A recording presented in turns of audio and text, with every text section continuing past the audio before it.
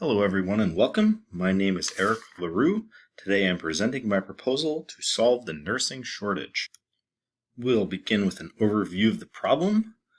Registered nursing shortages have been common since at least the beginning of the 1900s. The U.S. was facing a nursing shortage even before the COVID-19 pandemic.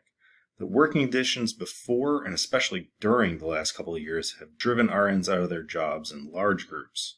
One RN resigning from a floor or ward of a hospital creates a cascade of issues that intensify the horrendous and strenuous conditions nurses already cope with. One vacant nursing position results in dangerous and unsustainable compromises being made by hospital staff regarding patient care, and even their own self-care. Root causes of the shortage include poor retention, poor working conditions, and not much being done to improve the issues except at higher-end, more expensive private hospitals in exclusive areas. In this chart by the U.S. government agency, the Bureau of Health Workforce, we see projected RN shortages through the year 2030 broken down by state. The numbers in these reports sometimes include the outrageously expensive travel nurses brought in by some states. Many reports indicate a shortage in most states currently, shortages that are only projected to become worse. There is already huge amounts of data published on attempted solutions to the nursing shortage and the outcomes. Some campaigns have worked, some have not. Most campaigns were temporary fixes, and just a few were lasting solutions. All of these organizations are making honest and rational efforts to solve the nursing shortage. The same issues keep resurfacing and having the same effects. Most hospitals continually fail to either maintain effective changes or fail to accept the changes that must be made in order to have any significant hope of solving the nursing shortage. The major issues RNs have tried to overcome for a very long time are the same that most of them are still facing in 2021. Some of the solutions already tried include loan forgiveness and public image campaigns.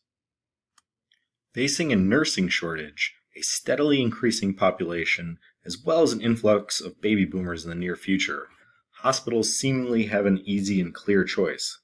Increasing the staffing levels of RNs and supporting staff through a campaign of sustained improvements and capitulation to the demands of such a deserving occupation is the only way to repair the damage done and provide positive long-term results.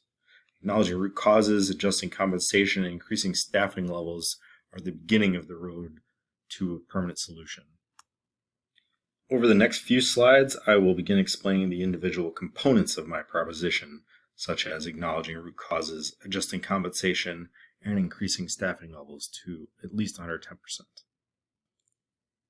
Starting with component 1, the problems and issues identified earlier in this proposal would have to be acknowledged and accepted as facts by all parties involved. The root causes identified would have to be understood, recognized, and defined. Only then will we be able to have a more dynamic and interactive conversation about how to fix the issues permanently and prevent them in the future. Component 2. The workforce must be fairly compensated. Currently, there are available models and formulas used to calculate fair compensation and wages in case-by-case scenarios. The United States Bureau of Labor Statistics provides complex and accepted models utilized to determine fair compensation. The nursing shortage has proven to have complicated and lasting consequences from the decisions made by the organizations experiencing it. The realities RNs are facing are lower than deserved pay and compensation, regularly performing the duties of 3 nurses, mandatory overtime, and many unresolved workplace hazards. Supply and demand determine fair pay and compensation. The job market for RNs demands changes. RNs are in a position of leverage. Hospitals are not responding with equitable investment, even though the urgency is clear. Eliminating mandatory overtime can be leveraged as compensation. Using educational opportunities as compensation will benefit the workers and the organizations. On to component 3. The following chart shows proposed nurse-to-patient ratios in different wards of hospitals or different units of the hospitals. Having a small surplus of RNs will allow more focus on specialties. A surplus would allow more focus on patients. Increased focus and attention to patients results in improved safety and quality of care. Improvements such as these result in a more attractive reputation and record for organizations to advertise to potential employees and patients. A surplus of RNs would also allow time for smaller improvements that aid the desperately poor quality of life and work of RNs. Discussion of feasibility. Budgeting for solutions will be a difficult, although extremely achievable process. If the COVID-19 pandemic did not convince people to review RNs differently and allow for drastic changes, then what will? What can? Money can come from existing budgets that manage their operations and executives better or more appropriately. More than half of the hospitals in the United States are nonprofit. Approximately 1/3 to 1/4 of hospitals operate with negative total budget margins. Approximately 1/2 operate with low budget margins. The chart above shows budget margins and charity care of local hospitals.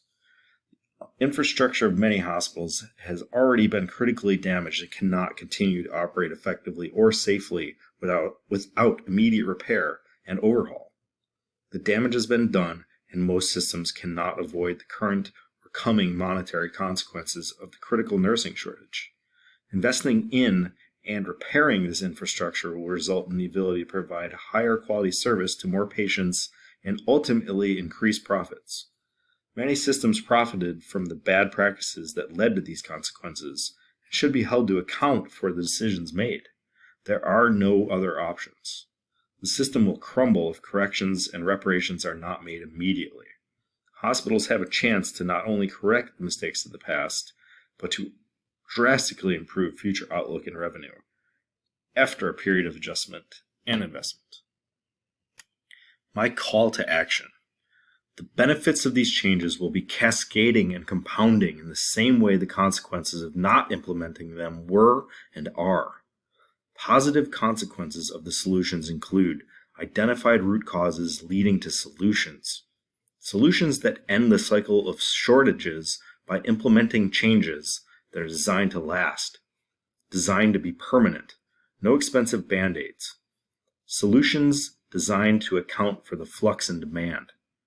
While the initial investments will rattle budgets and be uncomfortable, the returns from proposed solutions will be enormous. Reap the rewards of a happy and fully manned workforce. Thank you for your time.